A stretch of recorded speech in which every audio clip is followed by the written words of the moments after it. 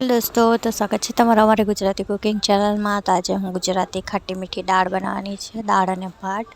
तो अहींया दाळने मैं बाफी लीधी छे सरस रीतना। अहींया तेल गरम थई गयुं छे, एमां एक आखी लसण आपणे वघार करवानो छे। आखी लसण अने सूखा मरचा, लसण अने मरचा थई जाय एटले राई अने जीरुंनो वघार करवानो छे। राई अने जीरुं थोडुं वधारे मात्रामां नाखवानुं छे। राई अने जीरुं फूटी जाए पछी आदू लसण मरचानी पेस्ट नाखी, हळदर, मीठुं, धणा पाउडर, गरम मसालो पाउडर, मरचा पाउडर नाखी सारी रीतना मसालाने चारवी लेवुं छे। पछी उपरथी नाखी दઈએ दाळ, बाफेली दाळ एड करी अंदर आपणे पाणी एड करी देवानुं छे।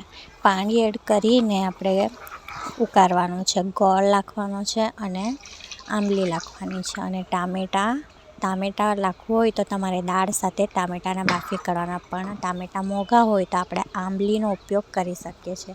તો અહીં આંબલી અને ગોળ નાખી દીધો છે અને સારી રીતના ઉકાળી લીધી છે। દાળ ઉકળી જાય એટલે આપણે ઉપરથી નાખીશું લીલો ધાણી નાખીને આપણી દાળ તૈયાર છે। તો કેટલી સરસ આપણી ખાટી મીઠી તુવરની દાળ રેડી છે।